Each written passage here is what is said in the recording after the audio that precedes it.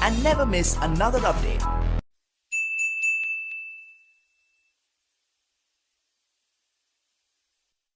है guys, welcome to my YouTube channel. जी हाँ दोस्तों, आज की इस वीडियो में हम बात करेंगे सेल के बारे में।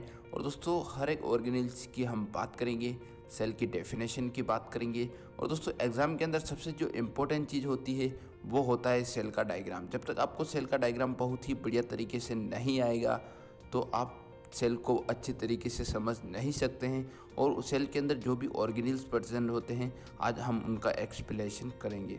यहाँ दोस्तों मैं हूँ केपी जर्मा। चलिए दोस्तों वीडियो को स्टार्ट करते हैं। सबसे पहले हम बात करते हैं सेल की डेफिनेशन की। The cell is a structure and functional unit of life. दोस्तों बहुत ही सिंपल तरीके से डेफिनेशन लिखनी है आपको, इसको कॉम्प्लेक्स नहीं करना है। सिंपली आप बता दीजिए जो भी सेल्स की डेफिनेशन है। फिर उसके बाद में हम बात करते हैं सेल के अंदर ऑर्गेनेल। सबसे इम्पोर्टेंट जो चीज़ होती है, सेल के अंदर जो भी ऑर्गेनेल्स प्रेजेंट होते हैं उनके बारे में आपको नॉलेज होना बहुत ही बढ़िया होता है। सबसे फर्स्ट हम बात करते हैं सेल मेम्ब्रेन की, जो आउटर साइड से हम कवर करेंगे। जो भी 12 या 13 जो भी ऑर्गेनेल्स होते हैं हम उनको कवर करेंगे।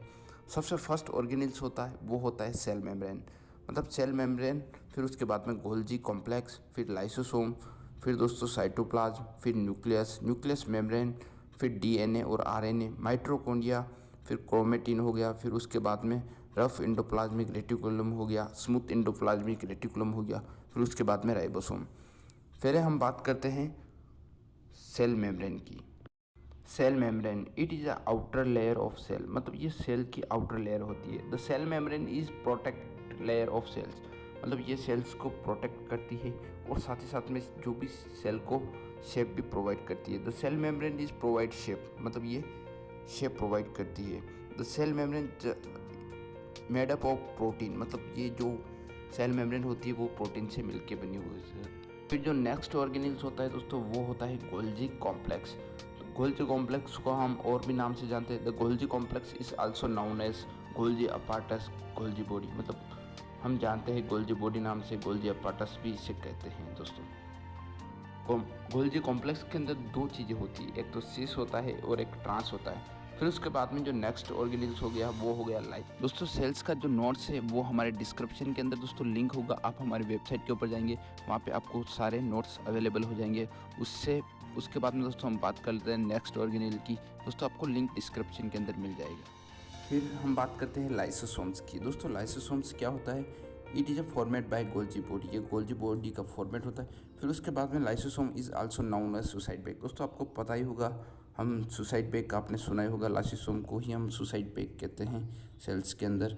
फिर उसके बाद में दोस्तों lysosomes are involve in extra cellular digestion, मतलब दोस्तों लाइसोसोम का जो मेन फंक्शन होता है वो होता है एक्स्ट्रा सेल्यूलर डाइजेशन होता है, उसको करना होता है।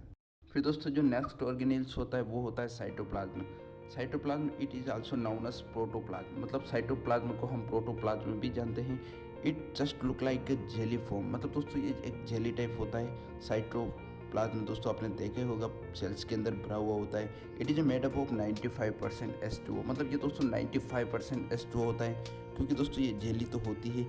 It is found in nucleus to cell membrane, मतलब दोस्तों इसके अंदर न्यूक्लियस और सेल मेम्ब्रेन होती है जो इसको पूरी तरह कवर करके रखती है। फिर उसके बाद में दोस्तों इसका जो मेन फंक्शन होता है वो होता है सिलेक्टिव मॉलिक्यूल्स, मतलब दोस्तों सिलेक्टिव मॉलिक्यूल्स जो भी मॉलिक्यूल्स बाहर से आते हैं उसे सिलेक्ट करती है हमारी बॉडी के अंदर। फिर it's molecules used for cellular process, दोस्तों फिर सेल्यूलर प्रोसेस होती है। फिर हम बात करते हैं नेक्स्ट ऑर्गेनेल न्यूक्लियस मेम्ब्रेन की।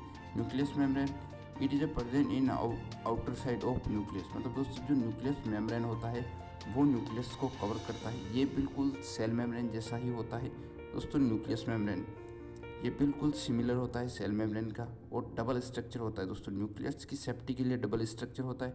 It is A present around the nucleus, मतलब ये न्यूक्लियस के चारों ओर प्रेजेंट होता है।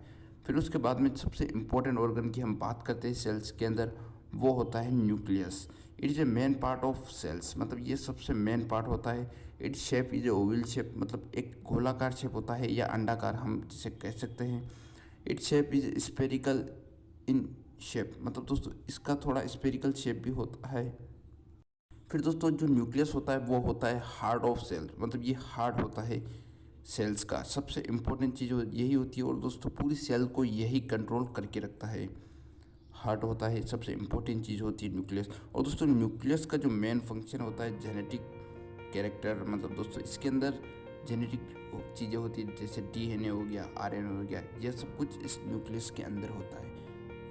फिर उसके बाद में जो नेक्स्ट ऑर्गेनेज होता है वो होता है न्यूक्लियस प्लाज्मा, मतलब साइटोप्लाज्मा जैसा ही होता है। सेल्स के अंदर जिस टाइप से साइटोप्लाज्मा होता है उसी टाइप से न्यूक्लियस के अंदर प्लाज्मा होता है दोस्तों, बिल्कुल ये भी एक फ्लूइड होता है दोस्तों। और दोस्तों इस फ्लूइड का जो काम होता है वो होता है न्यूक्लियस को शेप प्रोवाइड करना, साथ ही साथ में न्यूक्लियस को मेंटेन करना। और दोस्तों इसके अंदर डीएनए और आरएनए स्ट्रक्चर होते हैं। साथ ही साथ में दोस्तों एक और इम्पोर्टेंट चीज़ होती है वो होता है क्रोमेटिन। क्रोमेटिन एक जेनेटिक मटेरियल होता है जिसे हम डीएनए और आरएनए उसके अंदर प्रेजेंट होता है, जिसे हम क्रोमेटिक मटेरियल कहते हैं, जो मतलब जेनेटिक कैरेक्टरिस्टिक एक जनरेशन से दूसरी जनरेशन को ट्रांसफ़र करता है। फिर उसके बाद में जो नेक्स्ट ऑर्गेनिल्स होता है दोस्तों, सेल्स के अंदर जो नेक्स्ट ऑर्गेनिल्स होता है वो होता है एंडोप्लाज्मिक रेटिकुलम।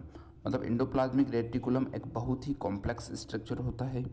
और दोस्तों साथ ही साथ में ये दो टाइप के एंडोप्लाज्मिक रेटिकुलम होता है। सबसे फर्स्ट वाला होता है वो होता है स्मूथ एंडोप्लाज्मिक रेटिकुलम, फिर रफ एंडोप्लाज्मिक रेटिकुलम। ये दोनों चीज़ें इसके अंदर होती है एंडोप्लाज्मिक रेटिकुलम के अंदर।